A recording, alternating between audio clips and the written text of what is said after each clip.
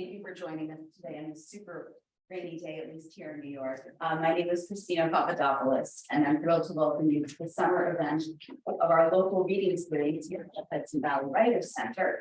We're so happy to have you all here with us this afternoon. If this is your first time joining us for a reading, then welcome. We hope you continue to come to readings, classes, and events, both in person and online. You can check out our website for details.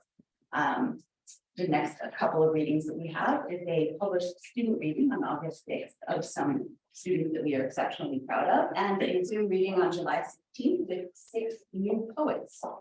I want to thank our board, our teachers and students who are the beating heart of the center, and the foundations and organizations who support us, including the Bidwell Foundation, the David G. Taft Foundation, NISCA, and Arts Westchester. I also want to thank my colleagues, Jennifer Franklin, Sophia Bannister, and Leslie Duna, who is running the Zoom to my office, for their hard work. With that said, I would like to introduce Joann Smith. Her collection of short stories, A Heaven of Their Choosing, was published by 713 Books in September of 2021. Her stories have been anthologized and published in many literary journals. When I Was Boudicca, her novel of historical fiction is available online. She holds an MFA in Fine Arts from Sarah Lawrence College and an MA in English from Lehman College, CUNY. She has taught creative writing for many years and mentors writers through the AWP program. She was born, raised, and lives in the Bronx, New York. Please welcome Joann Smith.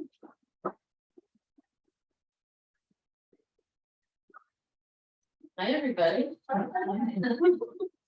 It's weird because I know most of you. Thank you so much for coming. Christine, I don't know if you know this, but this is kind of a homecoming for me because years and years ago when the world was young, I worked here with Nick Sigmund as associate director. And it was our pleasure to bring readers in, some emerging and some on the verge of great fame. So it, really feels like I've come full circle now to be one of those people who's been invited to be here. So thank you for that. I'm going to read two pieces today, both from A Heaven of Their Choosing. One is a complete story. It's rather short. So I say about my stories that I try to find the extraordinary in the ordinary. And that typically means that that's the word for my characters, right? They're the ones who have to find something extraordinary for themselves in their lives. So that's sometimes joy, that's sometimes horror, but almost always grace. So this is called A Prayer at the Sandbar. No one says anything to the 3 women who have taken off their bikini tops, though people look at them with interest, with disapproval. They sit in size order, double D, C, B plus, A minus. I find the smallest most appealing because of the way they poke out so cheerfully, defying gravity, unlike the other women's.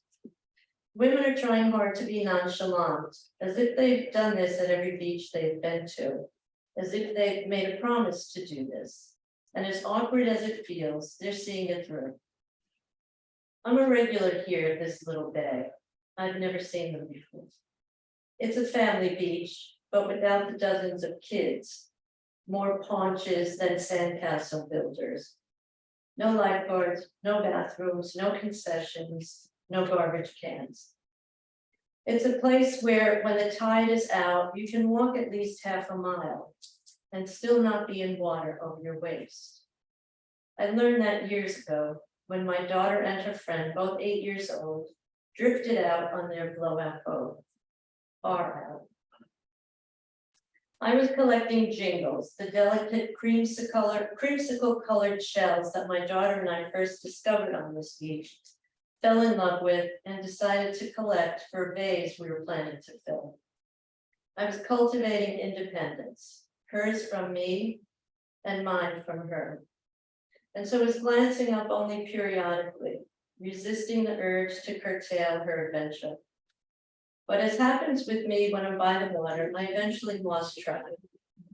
Water does that to me. erases the world around me and all my connections. I had checked on the girls a moment before, but when I checked again, they were growing smaller in the distance. It took me almost 10 minutes, which is a long time when you're trying to get your only child, of walking, jogging, paddling through the water to get to them. Her friend had no idea they might be in danger because her back was to the beach. But my daughter, who was facing the other way, knew how far from me she had drifted. She started waving as soon as she saw me coming, and kept waving as though I might lose track again. She cried when I got to her, sorry, relieved, terrified. You have to pay attention when you're in the water. You're far out. She knew that. She knew she should have turned back. I didn't know how. I too was sorry, relieved, and terrified. I wanted to make my negligence seem not as bad as it was. But look, I said, wasty, you can stand here. She rolled out of the boat, rolling her friend out too, laughed, hugged me, asked me to give them a ride back to shore. I should have made her do it, a lesson in rescuing herself. It is, I said, because whose fault was it really? Anyway, no one says anything to the topless women. People try not to look or try not to be seen looking. It's the Hamptons, but it's not that Hamptons. You have landed on the wrong beach, ladies. I keep sneaking a peek at the smaller woman because I was small-breasted. Mine are fake, so I don't consider myself as having a size. But when I had real ones, I resented their smallness. Now I think of them fondly. Of the three women, if I could have a choice, I'd pick the small ones. What if I took off my top, or rather took my long sleeve sunshirts off, then peeled my one-piece bathing suit on, cups facing out, and sat in my chair with my saline implants, tattooed nipples, and scars on view? Oh, how political. What a feminist, an activist, a survivor, a warrior. The women would smile at me, probably come over and embrace me, breast to fake breast, hear me roar. Instead, I go into the water and forget them. Hello, babe. I float on my back and look into the sky. By the time I get out, the topless women are gone, and the tide is going out, exposing the sandbar. I walk out to it as I do almost every evening. But tonight I want more from it than the shells, the rocks, the eggs full of minnows, and the clams not so deep in the mud that it offers. This is the place where my daughter and I found a giant pump 3 years in a row, at least 6 inches long, with a huge snap inside, whose foot we tickled so it curled like a thick tongue. We called him Sheldon, put him back, found him again the next year and the next. Or maybe not Sheldon, but we decided he can leave it once. So I lie in the wet sand, wanting to dissolve into the bed, instead of going home to my soup, though it is clam chowder, homemade, in the bed. At first, I feel like something big sneezed up, slimy with the wet sand and weeds, slick like the rocks and shells. But then I settle into it. The wet sand world, different from the wet water world. Not the buoyancy of my body in the water, but the weight of it, gathering on the bolt of sand, settling down there. A sigh, all the tiny waves simply, on the Gulliver of this island, our sighs. What would it feel like to close my eyes?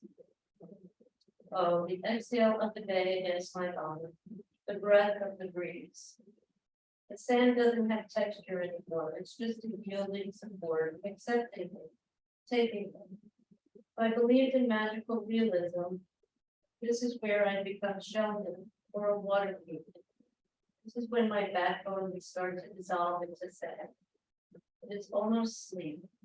I hardly recognize it. It eludes me in my bed, on my couch.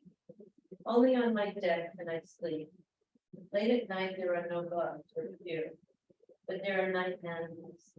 I've been sick. The sun is low in the west, and now the bay is sighing from the other direction. The sand under me is shifting, dispersing, tides coming in. Hello again, here I am again, sky of God. Here I am lying on a sandbar, still wanting and needing, but feeling that I can't ask because I have so much, and so many have so little.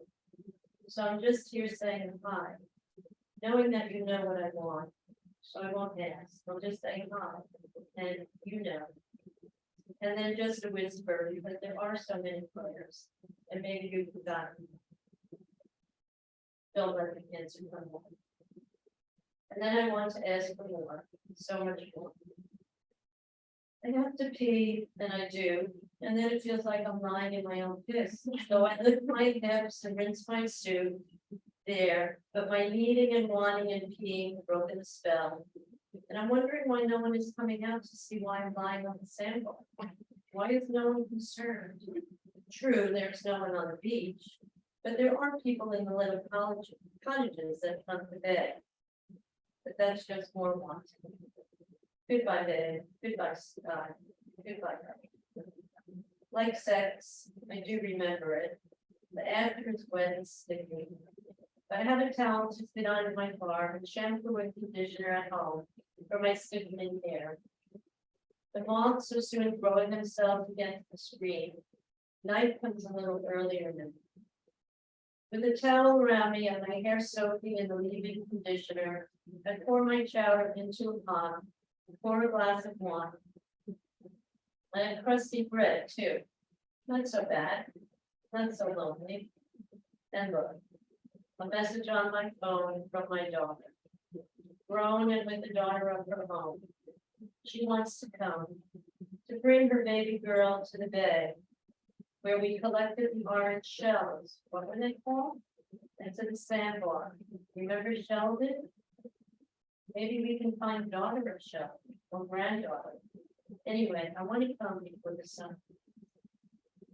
This is really the thing I want more than all the other things, God and sky and bay. Give me this, and you don't have to give me many things. My baby, her baby, and after that.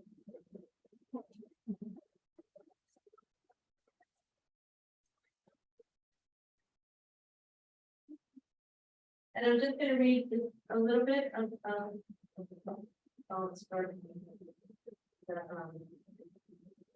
just the intro to this, and this one I think is about how people want us, different ways in which people want us.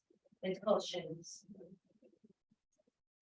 Theodore always wanted a red-headed baby, but when Seamus was born, his hair obviously orange, even though it was darkened and plastered to his head with placental fluid. Theodore's first response was panic. Her eyes started to Philip, her brown-haired husband. His eyes moved from the baby to her. She was guilty in thought. Baby's hair was not hers and not Philip's. Though Irish, she was not aware of any redheads in her family. Philip's Italian family had none either. It was her first love, Sean's lush auburn hair. Then she did the math, or more precisely, her sense of time began to function properly. Sean had been dead 8 years. Deirdre and he had split up a year before that. She recovered and smiled at Philip. The nurse said, "Look at that hair, where did that come from?" The other nurse leveled her gaze at her as if to remind the inquisitive nurse that this was something they had all been instructed in, that it was in the handbook of delivery decorum. Do not mention anything about which parent the baby looks like or doesn't look like. Be especially discreet if the baby looks like neither parent or appears to be of a race other than the parents. Philip said, "Well, you've always loved red hair. You must have wished it into your DNA." Peter wondered if it were possible. Seamus, she asked hopefully. It was not Philip's favorite name, but it had been Deirdre since she was 18 years old and heard Sean refer to an Uncle Seamus in Ireland.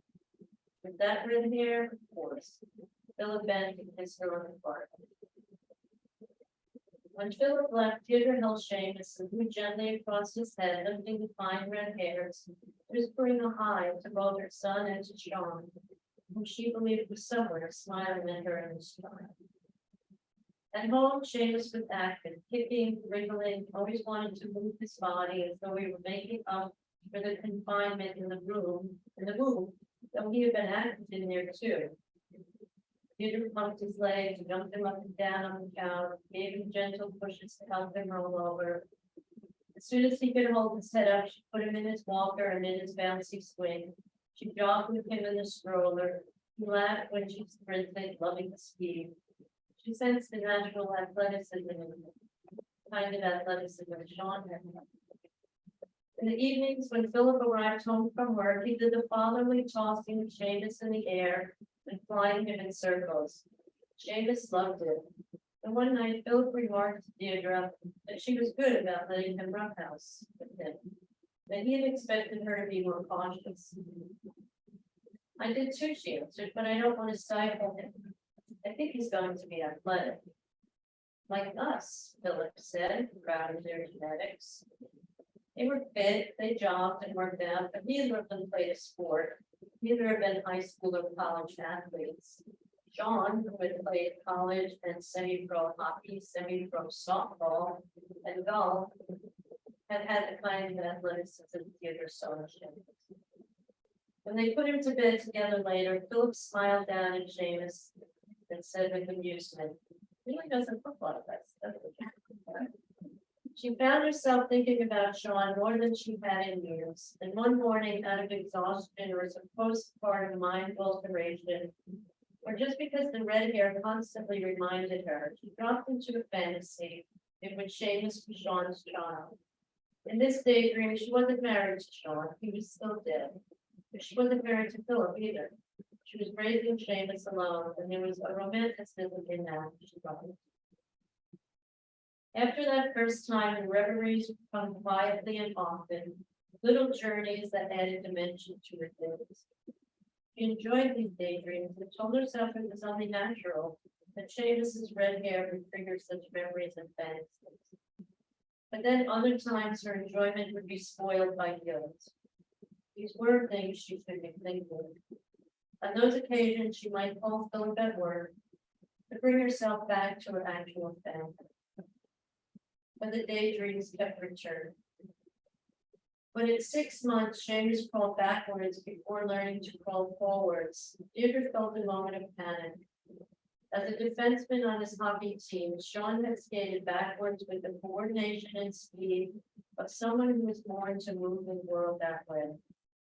We sat on the floor of the living room that first day of Seamus's backward locomotion, knowing that somehow Sean was part of this job, and wondering how it was possible. "Where are you?" she asked about.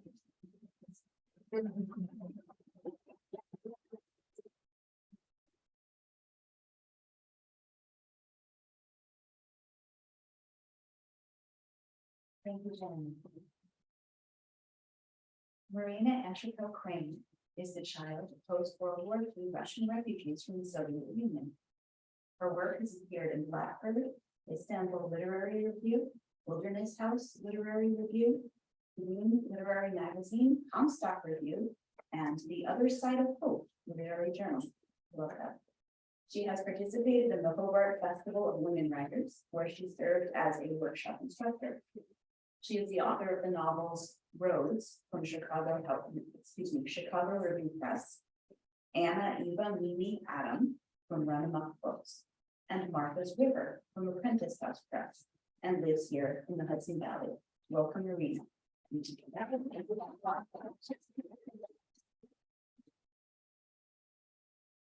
thank you. You got the name right immediately. It's the Papadopoulos thing. Yeah. I'm going to talk about two of the books today because they are connected to each other.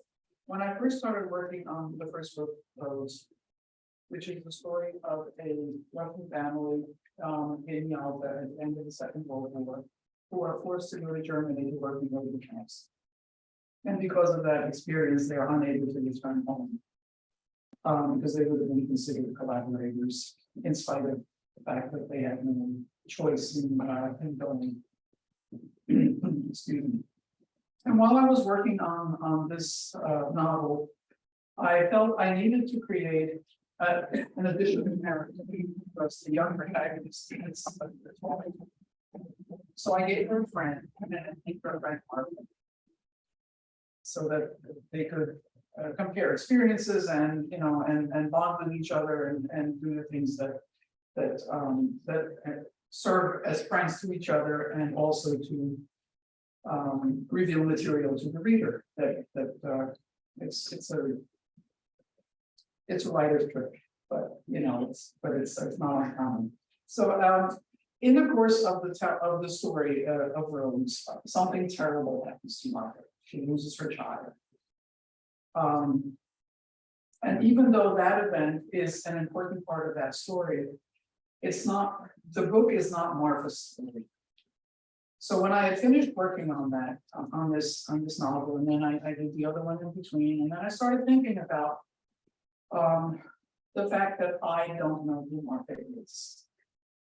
So I gave her own book, and it's called Marfa's Book.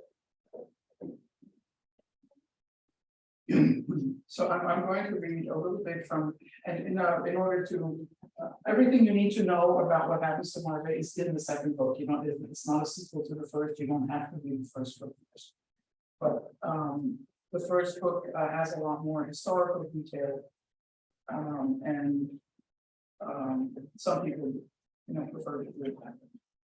So I'm going to read a little from each. First of all, when Marfa's introduction, the introduction of Marfa to the reader. And I'm not going to set the scene because it doesn't really matter. I just give you a sampling of what the story is. And still it rained. How many days now? 4, 6? It hardly mattered. In the rough camp of tented blankets and fallen branch lean-tos, no spot sheltered enough for a cooking fire remained, or the wood dry enough to light them. The refugees huddled in morose silence, waiting, gnawing raw potatoes, swallowing moldy bread if they had any. Marina and Marfa found each other again purely by chance. When their eyes locked across a sea of faces, they rushed forward, embraced in joyful silence, followed by a torrent of words. How are you? Where did you go? Where are you going? Let me see your baby. Now they sat, their bodies touching to conserve warmth, each holding her weapon from close to her own skin. The babies miraculously slept. The heavens weep, Marfa said, for our sins and misdeeds. Our sins? What could we possibly have done to deserve this endless rain? And what kind of God would have drawn the innocent along, would drown the innocent along with the sinners? Under the tented blanket, Marina moved slightly. Out of the light, a droplets dripping rapidly onto her neck. You, for instance, how can you be to blame for anything that happened? I was not unwilling. He said he needed me. He would help him. He told me loved me. Can you imagine? I believe. I wanted to believe. Marfa lifted her head. Marina looked at her heart-shaped face, with its pointed chin, small, close-set eyes, and wide mouth, framed with brittle, unruly hair, the color of flaking dust. Lovely. More like a cruel joke, nature at play, falling just short of sketching in her features in pleasing proportions. Her character, too, that self-effacing neatness that worked against her, provoking, if she was noticed at all, the kind of fury that led to abuse from men. Marfa had told her how her own widowed father could not help browbeating her while also enjoying the domestic favor of her hands. Neither, it seemed, could the aging fascist who had fathered the child. You were deceived, and anyway, you said he was high-ranking officer, used to command, older and stronger than you. He didn't have to wait for you to make up your mind. You in his rooms all the time, cleaning, serving his food. It was only a matter of time. The sin on his head, not yours.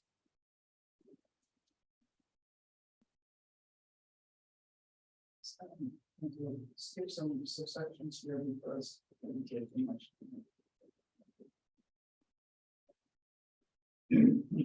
And then they need to. This is taking place in Germany at the very end. The war has just ended, and Germany is being divided into administrative zones. So there's a lot of moving around with refugees. And still it rained. High above in a sinister sky, a full moon shone dimly through breaks and sooty clouds, and disappeared, drawing a celestial curtain on the sea below, as if ashamed of its part in the human misery. They reached the second bridge well after midnight. Unlike the stone bridge, which rose majestically high above the water, this one was narrow, the wooden bed spanning the Danube where the river ran straight for several kilometers, with no visible obstacle to its fluid progress. The women stopped, their heavy breathing after the exertion of the last 5 hours walking drowned out by the noise of the rushing river. They looked at the bridge, its span curving slightly upward toward the center, before falling away into the murky distance of the far shore. Numbingly cold waves lapped at her feet in an ominous parody of playfulness. But Eva stepped onto the walkway. She felt the wood shift under her tread. A sudden gust of wind pushed at her skirt, forcing her to grasp the handrail for balance. Mama, tell me again why we need to get to the other side tonight. For our protection, for our children. How do you think Katusha will do in a Siberian labor camp or a Soviet orphanage? We must reach the American sector because they believe in liberty. Svoboda, she pronounced the word softly, then repeated it with greater emphasis. Svoboda. Tonight, because tomorrow, when the sky clears, it may be too late.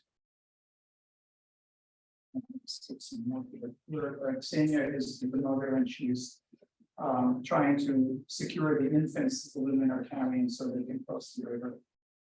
No, Marfa clutched her child and took a step back, her feet sinking in riverbank mud. You'll be safer that way, Ksenia explained. You'll need your hands free for the crossing. No, Marfa shouted. Do you think I can't protect him? My own child? She pressed the infant closer while he squirmed in protest to the tightness of her grasp. He will be safe here next to my heart. Her voice broke and dropped to a whisper. In the end, she allowed Ksenia to tie the ends of her shawl at her back for some measure of relief.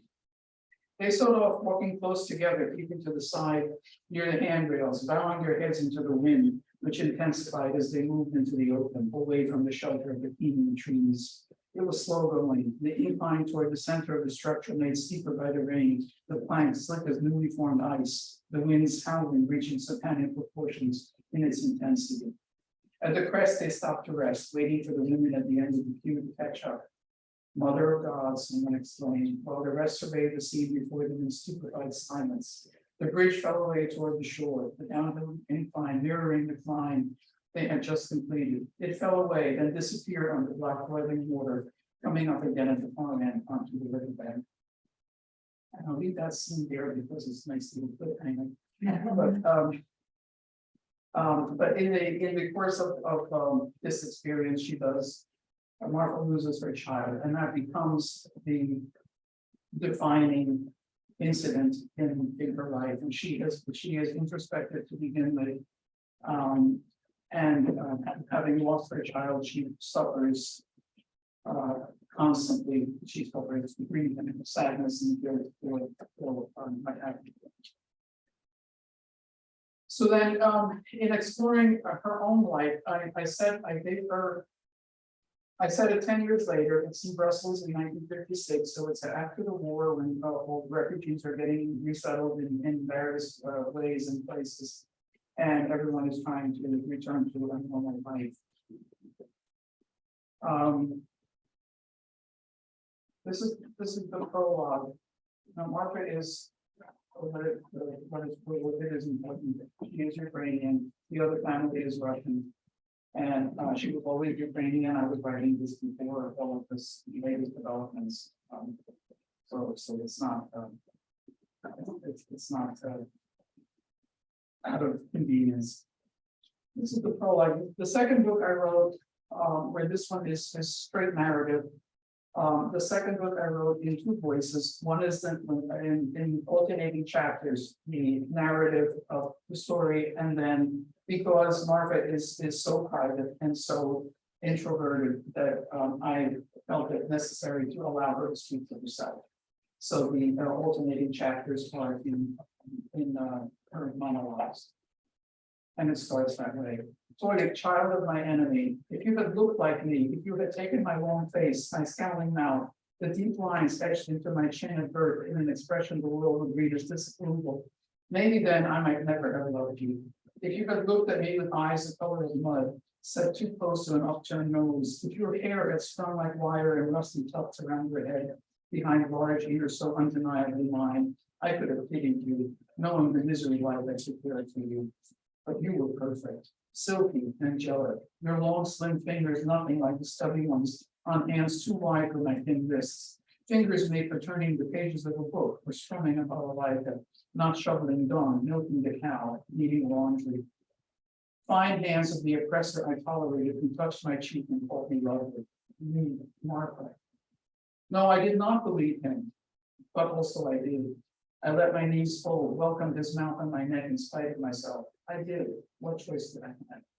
And after he was gone for it, you came, and I loved you. And I want to, one of the themes that seems to, I don't know how this happens exactly, but one of the themes that seems to come up in my work repeatedly is the theme of love, and I feel that it's an important consideration. So I will talk a little bit about love. How are we doing with the time? And okay, the time. Okay. So as Marfa continues to move through her life in ways that she doesn't plan things. She just kind of goes from one thing to another because she's so I suppose we call it depressed at this point. But because her life is aimless and she feels buffeted by other people's desires and decisions and just kind of goes from one to the next, not knowing where she's going to end up or what she really wants. So she kind of stumbles into a relationship, to put it that way, with an older man, a man about 20 years older than she, and he is the same place in Brussels, and he is Turkish. No man could be more attentive. Why can't you love me, he says. Why can't I? What is deficient in me that you can reach me my most intimate places without touching my heart? I am pierced with desire, yet I do not love him. The flaw is clearly in my own character. It's not enough to say the war. Didn't countless women experience abuse, suffer hunger, no terror? I know how to say a lie. I just don't know how to live.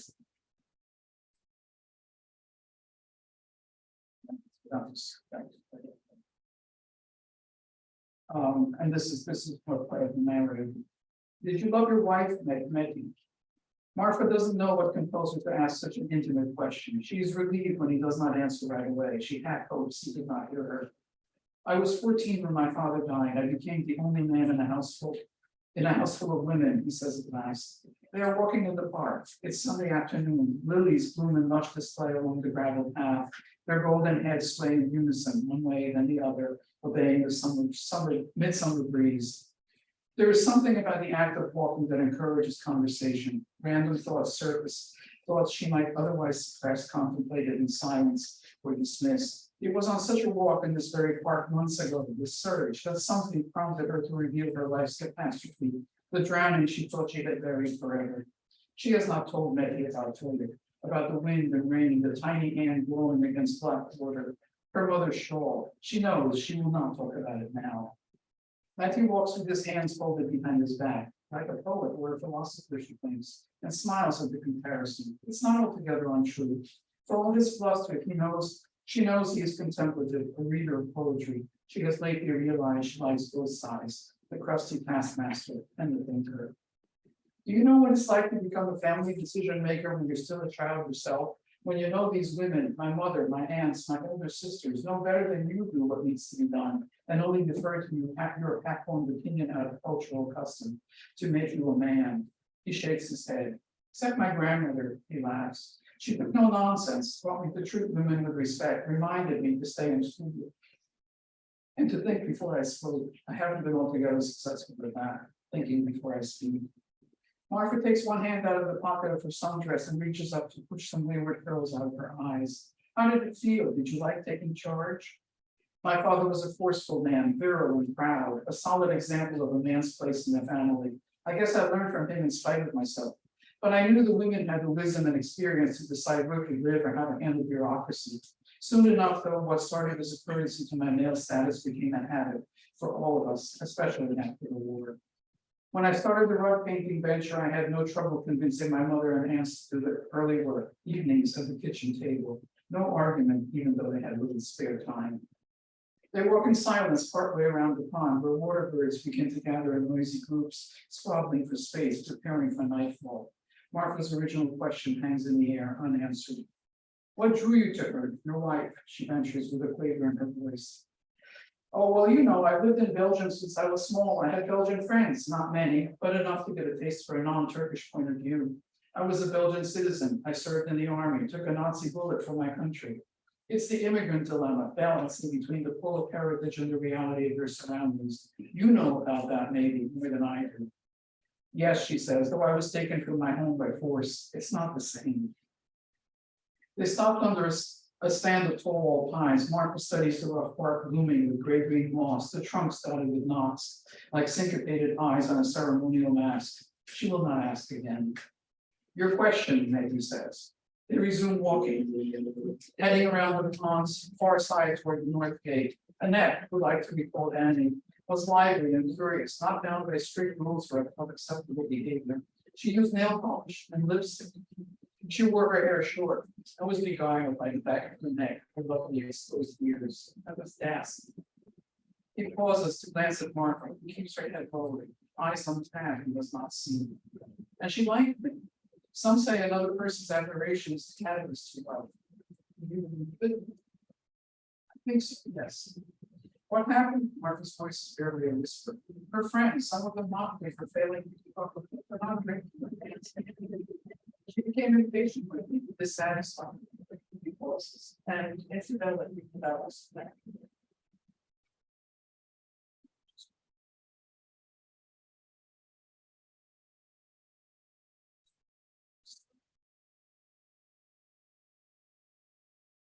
Then these are reflections after that. Another person's admiration is the catalyst to love. Is that true?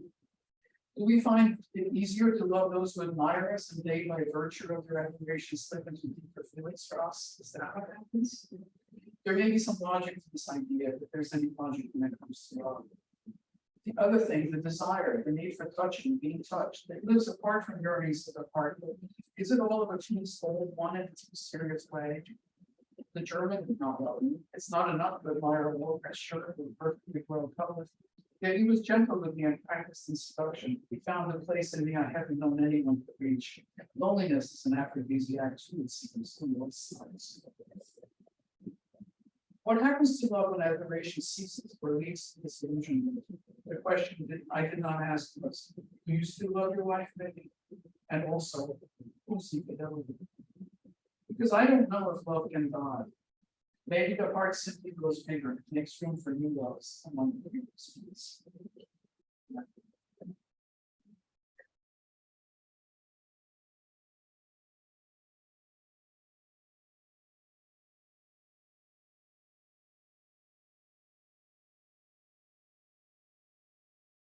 Very Calvi, television journalist and author of Give It Home and Live and Breathe, the author of Teddy Roosevelt's First Love, which was based on love letters he wrote at age 2 from his first love, many of which have never been published. Her first book was named Dear George, Dear Mary, a novel of George Washington's first love, for researching profiles in the Smithsonian Channel documentary George Washington's Secret Love. She is co-anchor of Daily Morning and news broadcasts at WCBS TV in New York City, and since July 2020 has been the weekend anchor and weekday villain anchor for the syndicated news magazine Inside Edition. Over the course of her career, Calvi has won 13 New York County Awards. Welcome, Mary.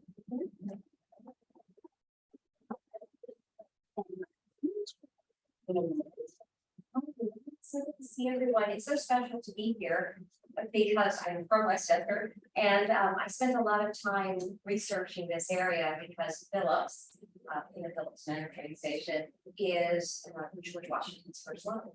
And so Mary Phillips was her name. And I want to just briefly start by telling you how I even became a author.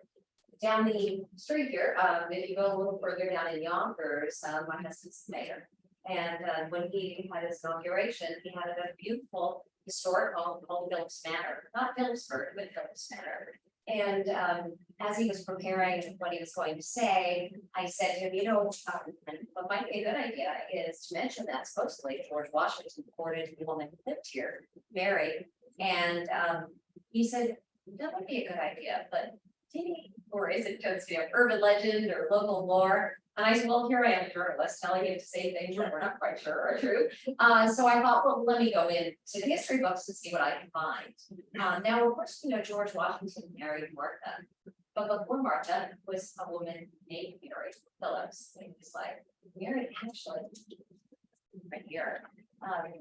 You can see this is actually a gorgeous painting. It's George Washington and Mary Phillips. And George Washington not only met Mary and fell in love with her, and what was quite incredible is that when he went back into the history books, modern day historians have never mentioned Mary in George Washington's life.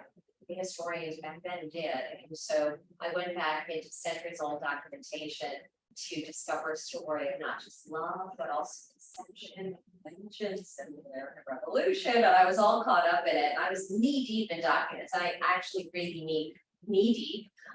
They were just everywhere, and my son will attest to it because he's here. One thing that I found that was really quite fascinating is that Mary was the richest single woman in colonial America at the time.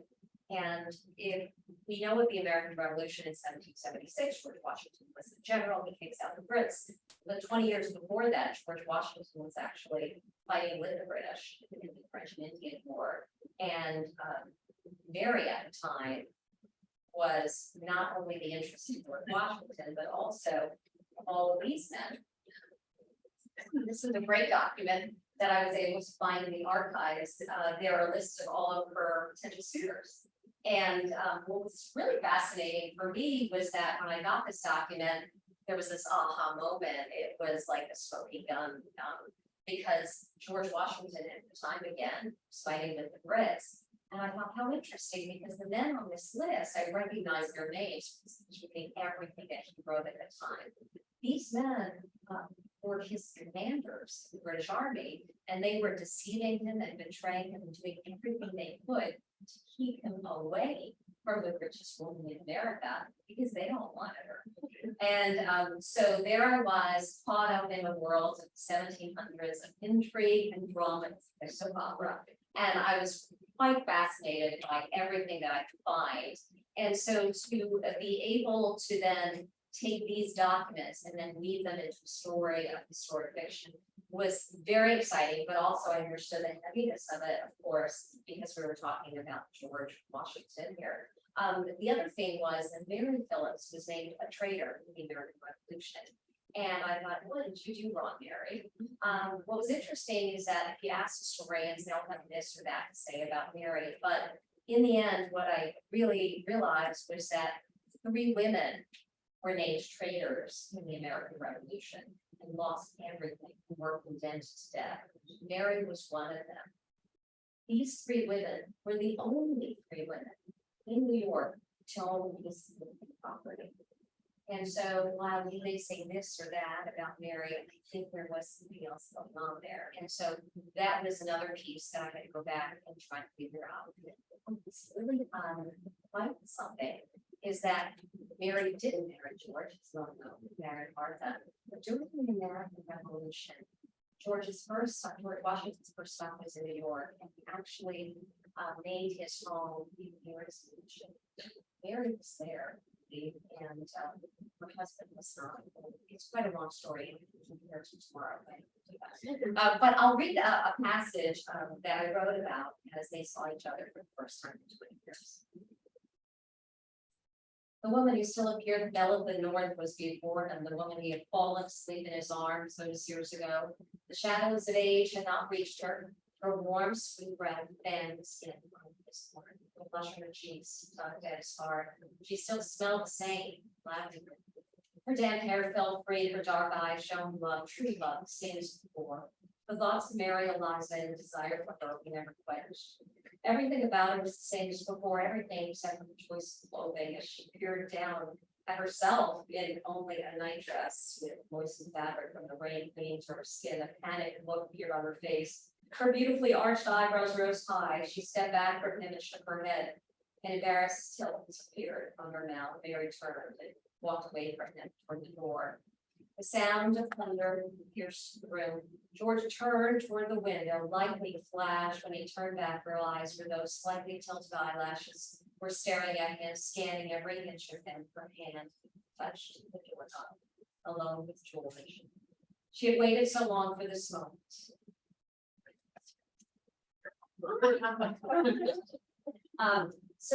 As you can imagine, writing about George Washington after he married Marfa and then revisiting his first love was quite something. It caused me to sweat quite often. And so writing about the two of them, it's written in two voices and it takes you back to the 1700s, but the language also had to match the language of the 1700s because throughout the novel, I quote letters that he written, even love poetry that he had written, and weave that into the story. I'm here today because what was a beautiful opportunity when the book came out, it was profiled on CBS Sunday Morning, and then eventually became a Smithsonian Channel documentary. And I was so fortunate that St. Martin's Press asked if I would consider writing a second novel. The second novel was something I had never really thought about. In fact, I never really realized the first would ever happen. So the fact that there was a second one was quite something. I was certainly humbled by it. The story that I decided to tackle was Teddy Roosevelt and his first love, Alice. I had known about Teddy Roosevelt. My husband served in the state assembly and Teddy Roosevelt served in the state assembly. And it's kind of a big discussion up in Albany for a few times when I was up there about the story of Teddy Roosevelt rushing down from Albany to go to see Alice. While many people don't know about Alice, it was something that I had known about. It was his first love and his first wife. She never became first lady. But what I was quite excited about and upset about was that her real story had never been told. So as biographers searched for information about Alice, they decided there wasn't any, that love letters had been destroyed, that their photos had vanished. And it's just too bad. One of them was so cruel, though, in saying that if Alice had stayed in Teddy's life, he may have committed suicide from sheer boredom. And they called her bland and complicated and incapable of spiritual growth. Well, let me tell you what I saw, which was completely something different. And it forced me to actually write the second novel because I had no choice but to give her a voice, the same way that I had no choice but to give Mary Phillips a voice because I believe both of them were really wrong in history. The additional piece of it was to be able to talk about Teddy Roosevelt. And let me show you, we did bring some images that I thought you would love. Now I have all of the replicas here. So much of this is in storage, it's never been seen. I had such a beautiful opportunity to be with all of these original materials and to be able to take from them. We know Teddy Roosevelt, of course, the 26th president right there in the upper right corner, but many of you may not know Teddy Roosevelt, the Harvard student at 19. He's right there next to the older version of himself. He's way up high there. And he's always dressed to the nines in the photos that I found. This photo is, I don't believe, ever been out of storage. Those are his Harvard pals. And that was a lot of fun to be able to discover him in college and what was he like. What I also was really fascinated about was knowing what the biographers said about Alice. I went back to Teddy's original journals because I wanted to see how she was so awful in his life, but he could have been happier. And while you might not be able to see the specifics of these, he really talks about how thrilled he is and what a wonderful time he's having in life. But in addition to these, we can go to the next one too, is that in his journals, all he does is talk about Alice. He talks about it over 100 times. And so what was really incredible is that I had a hunch that if a man was to talk about a woman 100 times in his journal, just over and over and over again, would he allow their love letters to be destroyed, or would he keep them? Would he treasure them? would he make sure they were safe? And thankfully, my hunch was true. The letters all exist. There is a treasure trove of them. And what I did was I saw them in person. I took digital images of them, and then I actually created exact replicas of them, which you can see. I brought them all here. In this one here, it is from Alice. Alice's letters exist. And here she calls him teddykins, and I thought that was quite adorable. And but Theodore Roosevelt's letters are quite incredible to Alice. So if we go to, oh, that's my dog Lola, by the way. She's probably like, when are you going to be done transcribing all of these letters? But it took me forever. It really was a long time, but it was a joy. So we could go to the next one because I just want to give you a close up of one of the letters. This is how they looked in what I was using, just a magnifying lens to be able to see them specifically because none of them had been transcribed. So in order to use them digitally, I had to do that. On the right side, it reads, I worship you so that it seems almost desecration to touch you. And yet when I am with you, I can hardly let you a moment out of my arms, my purest queen. When we're talking about Teddy Roosevelt, he was such a romantic and so in love with this woman. We could go to the next one because what I wanted to discover was Alice. And there is Alice. She is in the white. She is a quasi-feminist at the time, and her story was really incredible to learn. And she was just full of life. I bet you can see where Teddy is in this picture. He's staring adoringly at Alice. And so this just was one of the moments that was captured in a photography studio at the time. These were tintypes and the originals were really quite gorgeous. You can go to the next one too. And I'll show you, again, this is one of the other letters that I had such a joy in taking a look at. And this is when Teddy says, when I'm with you, we will just be able to do everything together. And he underlines everything on the first page. This was written in Oyster Bay, and you can look at the dates. I mean, this is 1880. We go to the next one. And then I started to try to explore Alice's letters. And really, I mean, not only were they dating, they were truly in love. And when you look at their relationship and their letters to each other, I mean, this is like, these are soulmates. I mean, this is pure love, and they're laying it all there in these letters. So it was a joy to be able to, we can go to the next one, to be able to see them together as young as they were. Teddy Roosevelt's letters to her, blessed little hearts, darling, darling Queenie, darling Alice, my little best beloved little wife. What I found with their relationship was not only were they close in so many ways, not just emotionally, but also mentally. You know, they're basically debating politics and poetry and doing all of this as they're falling in love.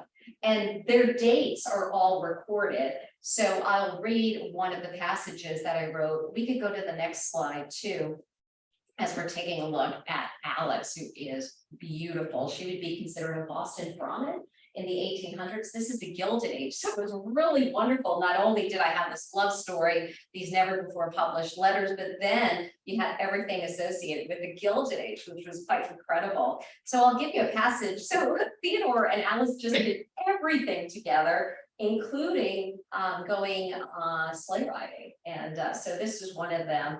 And it goes like this, as they fall in the snow. Was this his heartbeat she was feeling even through the heavy coats? She imagined it was, and her beat joined with his. She drew herself out, elbows against his hard chest, and stared at him. She watched his face rise ever so slightly from the bed of snow, his lips nearing hers, and there was nothing she could do but fall. A heart swells from his perspective. A pink glow upon her cheeks, her eyes gazing into his, her face drew nearer to him. Her lids dipped. His heart felt like it could leap from his chest. Their lips found each other. Brain buzzed, toes tingling. He wondered whether they were on the ground or floating like a snowflake, guided by the air and its intensity, letting air decide whether the flake should continue on. She was the air choosing. Here he was, buried in the snow, kissing Alice halfway leave. His body could not move left or right. He was glad of it. His eyes stared dreamingly at this utterly perfect girl as her face lifted from him. He could stay in this very spot forever. The story actually takes you through different time periods because there was a great tragedy in Teddy Roosevelt's life. And it begins actually years later for Theodore Roosevelt before he becomes president. And it was really a turning point in his life after Alice. So I just want to take you there, and that's where the book begins, actually years later. This is a part in Theodore Roosevelt's life that he had said, if it had not been for this time, he may never have become president. So the reader is introduced to Teddy Roosevelt in what was considered cowboy land, North Dakota. And as I was writing, not just this novel, but also the first, the dialogue and many of the words are from the future presidents as young men. So this one takes us to the winter of 1884. And the title of this chapter is Here Arose Theodore. The cold brewed so mercilessly, the once golden prairie ices into a bed of frosted steel. Still and silent, the land's idle with whoosh sounds drawing me to the window. A cluster of scrub pines sways outside my cabin, leaning against the pane. I feel the freeze on my cheek as I close my eyes and listen. Glassy branches touch one another, chiming like the chords of an Ionian harp. Ethereal notes sinking, rising, floating. The melody evokes memories of the first day I saw Alice Hathaway Lee when she moved with such elegance the word itself could not have known the depth of its own meaning. The breeze calms, the music quiets. I remain motionless. Where has she gone? I pause to think of what to do. Shall I wait for another gust? There is a spot in the gorges where winds tunnel through. For certain, the pines will shake there. It is not so far. Or I can stay here alone in this simple ranch house built with unhewn cottonwood logs and smelling of moss. There is not much time as night draws near. I can see only a sliver of dying daylight on the horizon. I step back from the window and look over at my one treasure in these primitive things, the picture of us framed in gold that sits on the desk filled by my hands. Getting to the deep, narrow passage may prove dangerous. In these brutal midwinter months, the air currents can pick up quickly and thunder through the naked canyons, bringing knife blade cold. I refuse to go on without her. I'm to the threshold, turning the creaky knob, opening the door to the badness. Yes, I want more. I need more.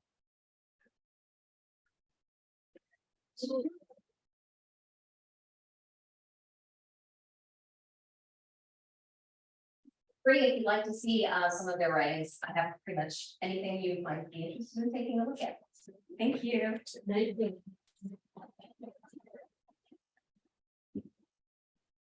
Thank you, Mary. So I have a few questions that were texted to me from the Zoom audience, but first, if there are questions from our in-person audience, I'd be glad to pose them to our panel. Does anybody have a question? So I'll go over to our Zoom friends.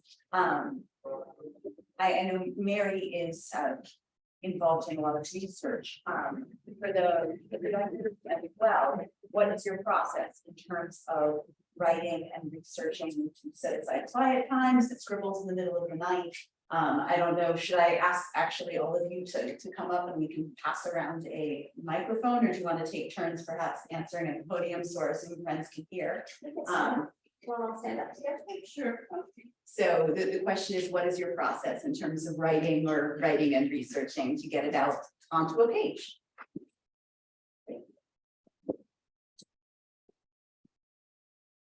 Well, I recently joined a group which has been really helpful in structuring my writing, because otherwise it's sort of been, I always say, in margins of my life.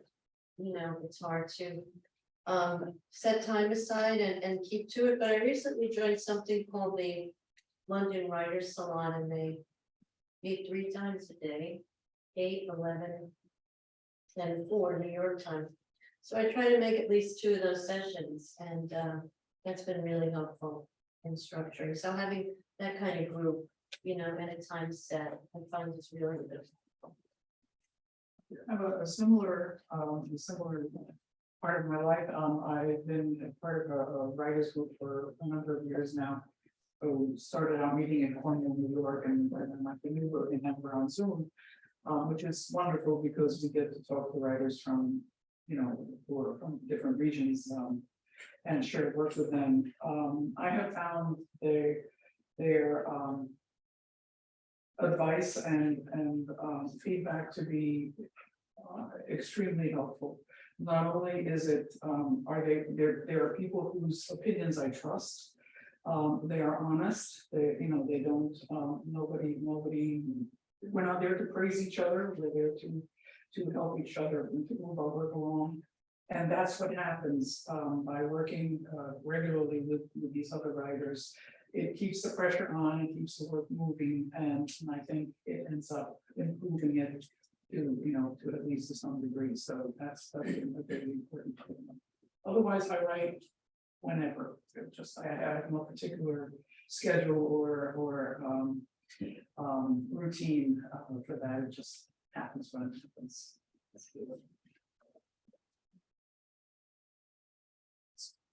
I guess for me, I was very specific in knowing that I had to write some times a day, meaning I had to have a couple of pages done every day because I was always under a deadline when I would have the opportunity to write the book.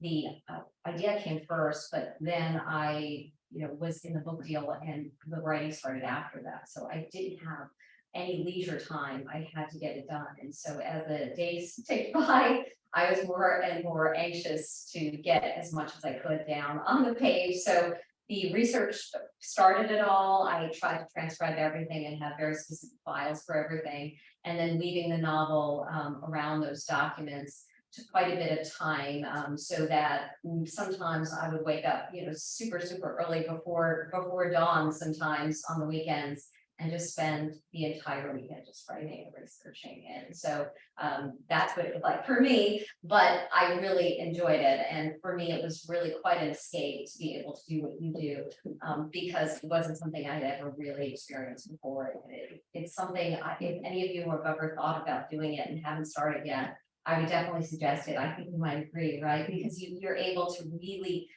delve into worlds that you may never have thought about. And going into the 1700s and the 1800s, oftentimes, you know, I had to be listening to classical music of the time. You know, in the 1700s, you couldn't even be bought; it had to be handled. And you know, when I was in the 1800s, I was very specific about who were the most popular classical musicians at that time. And I even had like a teacup that I drank from that was from the 1700s, so that I could sort of get into that world and do as much reading about that time as I could. So that was what I did, just all the time, basically every free moment. Can I ask Mary a question? Please go ahead.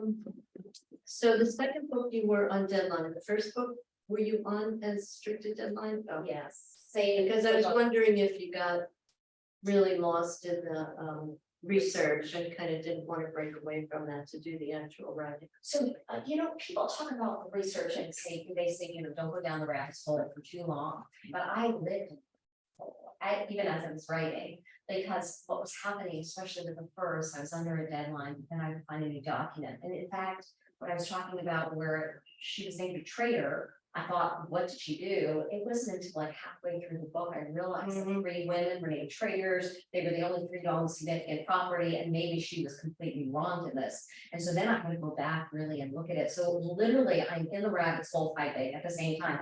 And so yeah, that's where I was. It was exciting and nerve-wracking at the same time. Just to kind of add to that a little bit, particularly in my first book, when I was writing about the Russians in the Second World War, I did find I had to do a great deal of research because the things that I thought I knew about Russian history turned out to be inadequate. And in order to build a framework on which to hang the story of these people, I had to get that right. So yeah, the rabbit's hole, absolutely. And I mean, whatever deadlines I had were of my own making, because I knew that I could sink into this research and it would never end. You know, so get to a point where you kind of have to put that down and you assimilate it and put it down and then work on the story, and then whatever you need to check, you just check it. Yeah, you know, so smart. yeah, that's. But yeah, it can really take over. Yeah. So another question is, do you have any books currently on your nightstand you could recommend, or have you felt inspired by anything you've read recently? I've been reading a lot of, is it Elizabeth Stroud? Olive Kittredge, but not that. I've been going back. I'm writing something now about a mother and daughter, so I've been doing a lot of reading about mother and daughter relationships for Isabel and Amy, or Amy and Isabel, and Lucy Bart, and then, you know, that kind of thing. Oh, sure.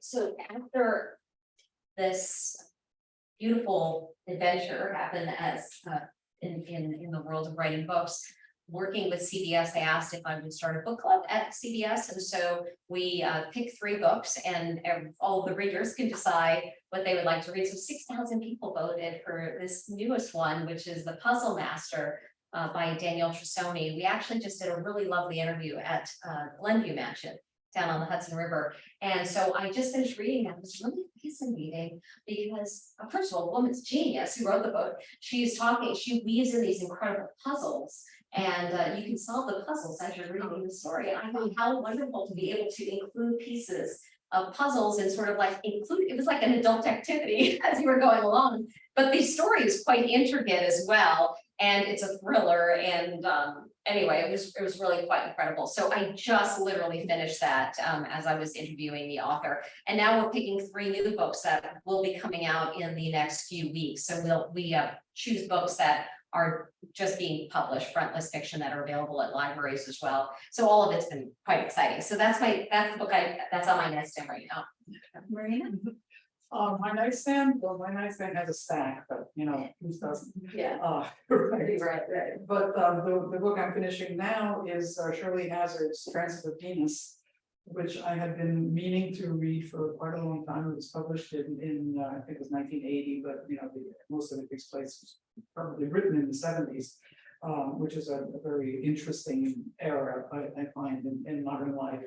And it's quite wonderful. I mean, it's the kind of story that is saved from being a soap opera by the elevated language that she uses, the depth of perception that she has, and the really beautiful use of language. So I'm a total sucker for beautiful writing, and she really delivers. And that's what I'm finishing now. And just before that, shortly before that, I really love Nothing to See Here by Kevin Wilson, which is something completely different, but I totally enjoyed it. Do we have any questions from our group? Yes. Quick question about editing. How do you deal with stopping, focusing, and dealing with, I'm assuming you have a lot of external inputs on editing and consolidating or changing. How do you deal with that? I'm gonna start. I think most of writing is editing.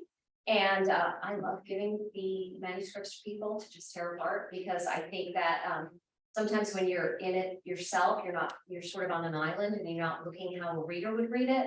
And so sometimes what I would do is I would put a few chapters, put them aside, and then go back to them and try to read them as a reader, because I think sometimes it's hard to really, when you're in it, you're not realizing that people may not get what you're saying and explaining. And so I didn't find that there was a whole lot of editing when it was actually handed to the publisher so much. They did do quite a bit of editing in regard to punctuation and style and things like that, but not in regard to character and plot or anything like that. So that really was up to me mostly. But yeah, I would give it to anybody I could that would be willing to read chapters for me. And I would say, please, tell me anything, the worse the better for me, because good, bad, or ugly, I really want to know what you think. So I was very, very open to it, and happy when people said, I really hate this character. I'd be like, what do you hate about them? And then I would grill them as to what they would really like in this character, or sometimes you want a character that people will hate too. So that maybe was a good thing. So yeah, I think most of writing is editing, and the more input you could get, I think the better. And I think if you're open to it, at least I was, because I guess I don't consider myself a writer per se in this way. So I really wanted as much input as I could. Yeah. similar point of view. I mean, after the first launch of getting it down, everything else is editing, everything else is rewriting, and I really love that process. I like taking it apart and looking at it, putting it down, maybe trying a different point of view, or playing with it in various ways to see what I can extract from it, and having both early readers, and then when the manuscript is more or less complete, having people read it, not necessarily people in my writers group, because they've been struggling with it with me during the entire process, but other people who I know just really like to read, and those opinions I really appreciate, because that's you're not sending it out to your writers group, you're sending it out for people to read, and you want to know that you're reaching them, and that you're creating a world that they can want to get lost in. And as far as unlike the character, I have a character in Rhodes who many people have complained about and said he's such a why did you write him on fantasy? And I actually appreciate that he is evincing this strong reaction from that. I mean, if you don't like him, good, because that's the way I look. Yeah. The same, readers are really critical, but I'll say that I think I'm a quick writer. Typically, I can get a story down. I generally write short stories. If I'm writing a novel, it's gonna take me forever, but short stories I can get down fairly quickly. But then it's pretty astounding and sometimes frightening to look back in the file and find out that this story has been sitting there for 15 years. And that I've been going at it, editing it, pulling it out, putting it back away, pulling it out again, putting it back away.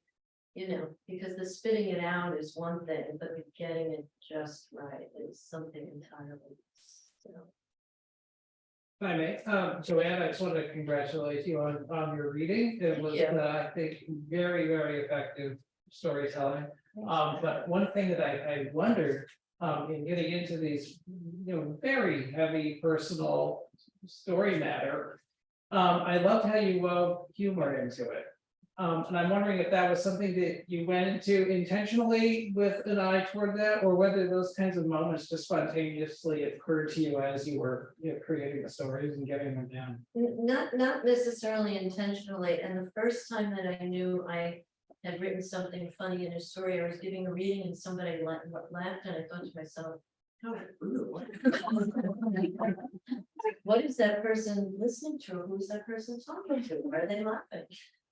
It didn't occur to me that what I had written was funny. So sometimes it's a surprise, and other times I'll wonder. I think it's kind of my matter of factness that I take for granted, but finds its way into my writing, and then that creates some humor, some unevenness that creates humor. Yeah, and I think it adds to the poignancy of the serious stuff. Yeah. So nice. That can happen. I've had occasions where I've been doing a reading and I get a laugh. And I hadn't thought of that particular passage or character as being funny, but I guess they are. That's okay.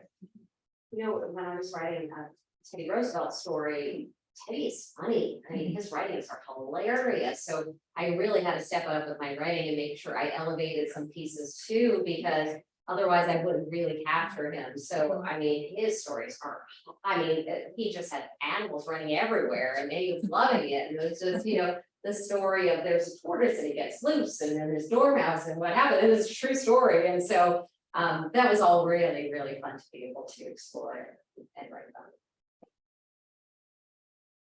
So, please go ahead. I was just wondering, when you read the various books, the ones you're reading as opposed to the ones you're writing, do you come across words that you're not familiar with and have to look up? Oh, yeah, quite often, depending on when the book was written, there's some old language that I want to know more about and don't want to just breeze by. So oftentimes I do find myself, looking things up or just marking it down and saying I really want to learn more about this or that, when you're talking about, going back and learning about some, pieces of history. Yeah, I always do that actually. So. Yeah, of course, I've heard there are many words I don't know, but I really don't like to interrupt reading when I'm reading. When I'm writing, I don't like to interrupt when I'm writing either. When I'm writing, I would just make a note and look things up later. And I will do that when I'm reading as well. But I kind of think it behooves the author to, no matter what kind of language you use, no matter what kind of vocabulary you're using, it behooves the author to make the context carry the meaning of the words you're using. So it irritates me a little bit when people just throw in words for effect or something, but I would look them up. Yes, it's kind of basic, but do you guys write outlines? Like, do you have structure, beginning, middle, end? So Or is it just all free writing? So for me, yeah, I had everything outlined pretty quickly, because, when you first meet a publisher, they want to see that, often want to see a heavy hand in a pitch. And that pitch usually includes all of the chapters, and, descriptions of each chapter, as well as, the middle, the beginning, the end, and the first 50 pages. So yeah, I had an outline, but, you don't have to really stick to the outline. And I didn't really stick to the outline. But it's nice to have something, I think, down on paper, because then I could, for me, figure out which historic documents I would want to put in each of those chapters. So that was very, very helpful and necessary, I think, for me to do. Yeah, that kind of work, you definitely see that. I do not outline. I start with character sketches, who the book is about, who the story is about, and essentially I have an understanding of what happens in the story. But and then in doing the character sketches, I also try to find points of conflict, which will drive the plot. And then I just, and I know how it ends. I always know how it ends, but I don't know how I'm going to get there. And that's when I find that, I would just kind of I don't mind taking a side road, or if the character expresses a desire to do a particular thing or to go in a different direction, I like to follow that, see where it goes. And sometimes I use it, and sometimes it ends up being something else's story or something. But yeah, I just kind of let it go. May I ask you a question? Short stories, no, I don't outline, but if I am gonna work on a longer piece, in fact, I just went in search of big index cards, which for some reason nobody carries anymore. Well, you can get them this side, but you can't get them that side. But I am turning a novella into a novel, and I realize I don't really know where it's going, and I need to help on it. But when I'm writing short stories, I typically have an idea of where it's going to go, and I'm always open to it changing directions. But one thing that I always do is end with a few lines about where I'm going to start the next time I pick it up. So then I always have a sense of where it's moving, what my next steps are. Just real quick about the process of Rose and the other book about Martha. Was Rose completely done when you started the Rose came out in 2017. And then I worked on the other book, which is totally unrelated, the Eva Mimi Adam, which is no ethnic identity, and it's just a story of a violent incident and its impact on the lives of 4 people in the family, and it's all from 4 points of view, and just something completely different.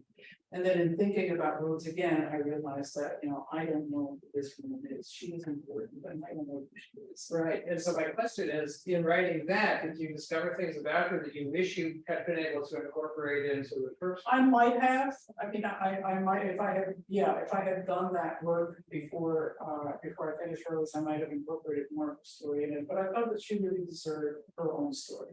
That she had so many things happened to her when she survived the famine in Ukraine and the Nazi occupation and all this. She was very young, and how does that affect her? And how does that? I think that might have detracted from the main story of Rose because it's not her story. Right. Yeah, so I thought she deserved her.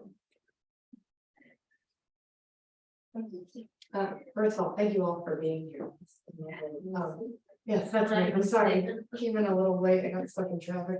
But my question is, for any aspiring writers that might be in our audience, what is one piece of advice that you think is maybe the most important to get them going? You just, I mean, you'll hear it over and over again, you just have to put your butt in the chair and gotta keep it there.